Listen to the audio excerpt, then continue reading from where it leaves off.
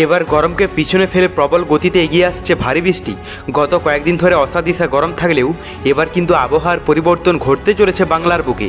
কিন্তু ঠিক কোন এলাকায় আবহাওয়ার পরিবর্তন ঘটবে এবং কোন দিকেই বা ভারী বৃষ্টি হবে তা নিয়ে এই ভিডিওতে আপনাদেরকে বিস্তারিতভাবে জানিয়ে দেব।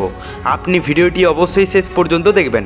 ভিডিওটি ভালো লাগলে একটি লাইক করবেন, আর এইরকমই লেটেস্ট ও হেল্পফুল ভিডিওগুলি সবার প্রথম দেখার জন্য আমাদের চ্যানেলটিকে সাবস্ক্রাইব করে পাশের বেল আইকনটি বাজিয়ে দেবেন। চলুন এক নজরে দেখে নেওয়া যাক। উত্তরবঙ্গে অতি ভারী বৃষ্টির পূর্বাভাস জারি করেছে আলিপুর আবহাওয়া দপ্তর। আজ থেকে রবিবার পর্যন্ত দার্জিলিং, কালিম্পং, কোচবিহার, আলিপুরদুয়ার ও জলপাইগুড়িতে টানা ভারী থেকে অতি ভারী বৃষ্টি হবে। বিশেষ করে আলিপুরদুয়ার ও জলপাইগুড়িতে শনি ও রবিবার উত্তরের 5 জেলাতেই প্রবল বর্ষণের রেড অ্যালার্ট জারি করা হয়েছে। এই সময়ে এই অঞ্চলগুলিতে 7 থেকে 20 সেন্টিমিটার পর্যন্ত বৃষ্টিপাত হতে পারে। পাশাপাশি উত্তর ও দক্ষিণ দিনাজপুর এবং মালদহ জেলাতেও আগামী 7 দিন ঝড় বৃষ্টি অব্যাহত থাকবে। আবহাওয়াবিদদের মতে পাঞ্জাব থেকে বিহার পর্যন্ত বিস্তৃত মৌসুমী অক্ষরেখা এবং পূর্ব বিহার থেকে উপকূলীয় পশ্চিমবঙ্গ পর্যন্ত বিস্তৃত অপর একটি অক্ষরেখার প্রভাবে বঙ্গোপসাগর থেকে প্রচুর জলীয় বাষ্প স্থলভাগে প্রবেশ করছে। এই জোড়া অক্ষরেখার সক্রিয়তার কারণেই উত্তরবঙ্গের দুর্যোগপূর্ণ পরিস্থিতি তীব্রতর হয়েছে। তবে দক্ষিণবঙ্গের পরিস্থিতি কিছুটা ভিন্ন। সেখানে উত্তরবঙ্গের তুলনায় বৃষ্টির পরিমাণ কম হলেও জেলাগুলিতে বিক্ষিপ্ত ঝড় বৃষ্টির সম্ভাবনা রয়েছে। দক্ষিণবঙ্গের মধ্যে কলকাতা ও হুগলিতে বিশেষ সতর্কতা জারি করা হয়েছে আজ, যেখানে বৃষ্টির সাথে 30 থেকে 40 কিলোমিটার বেগে ঝড়ো হাওয়া বইতে পারে। এছাড়া উত্তর ও দক্ষিণ 24 পরগনা এবং নদিয়ায় বৃহস্পতিবার পর্যন্ত বজ্র বিদ্যুৎ সহ বৃষ্টির পূর্বাভাস রয়েছে। তো এরপর আমরা লাইভে আপডেটটা দেখে নেব। প্রথমে আমরা যদি আজ সকালের দিকে পশ্চিমবঙ্গের দক্ষিণবঙ্গের এলাকাগুলোর কথা বলি, তো এখানে কলকাতা থেকে শুরু করে দক্ষিণবঙ্গের কোথাও বৃষ্টির সম্ভাবনা নেই। সম্পূর্ণ এলাকার আবহাওয়া পরিষ্কার দেখতে পাওয়া যাচ্ছে। আর এদিকে উত্তরবঙ্গের কথায় যদি আমরা চলে আসি, তো এখানে দার্জিলিং থেকে শুরু করে কালিম্পং, কার্সিয়ংয়ে হালকা ইফেক্ট থাকবে। সেই সঙ্গে আলিপুরদুয়ার, কোচবিহার, জলপাইগুড়িতেও কিন্তু বৃষ্টির সম্ভাবনা দেখতে পাওয়া যাচ্ছে। আর বাংলাদেশের যদি কথা বলা যায়, এখানে সমুদ্র উপকূলবর্তী এলাকাগুলোতে ভালো ইফেক্ট থাকবে। তবে ভিতরের এলাকার মধ্যে বিক্ষিপ্ত হারে বৃষ্টি হবে। বেশিরভাগ এলাকার আবহাওয়া পরিষ্কার দেখতে পাওয়া যাচ্ছে সকালের দিকটাতে। কিন্তু যে সমস্ত এলাকাগুলোতে বৃষ্টির সম্ভাবনা দেখতে পাওয়া যাচ্ছে তার মধ্যে এখানে সিলেট, সুনামগঞ্জ, জামালগঞ্জ, মৌলভীবাজার, কিশোরগঞ্জ, ময়মনসিংহ, জামালপুর, উপরের দিকের কথা বলতে গেলে পঞ্চগড়, ঠাকুরগাঁও, কুড়িগ্রাম, বালুরঘাট, দিনাজপুর, এই সমস্ত এলাকাগুলোতে কিন্তু বৃষ্টির সম্ভাবনা দেখতে পাওয়া যাচ্ছে। গাইবান্ধার আশেপাশের এলাকাগুলোতে একটু বেশি বৃষ্টি হবে। দুপুরের দিকে আপডেটটাও আমরা দেখে নেব। তো দক্ষিণবঙ্গের কথা বলতে গেলে সকালের থেকে কিছুটা বৃষ্টির সম্ভাবনা রয়েছে দুপুরের দিকটাতে। বিশেষ করে এখানে হলদিয়া, কাকদ্বীপ, ডায়মন্ড হারবার, এদিকে উলুবেড়িয়া, কলকাতা, ভাটপাড়া, এই সমস্ত এলাকাগুলোতে ইফেক্ট থাকবে।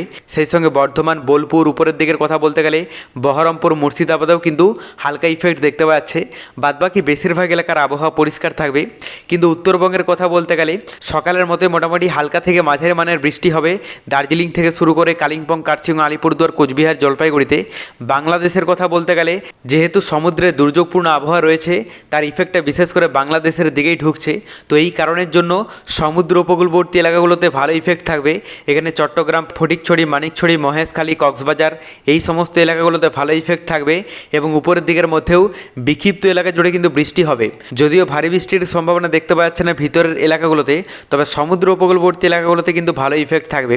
রাতের দিকে আবহাওয়াটা আমরা যদি দেখে নিই, তো দক্ষিণবঙ্গের কথা বলতে গেলে সম্পূর্ণ এলাকার আবহাওয়া পরিষ্কার দেখতে পাওয়া যাচ্ছে।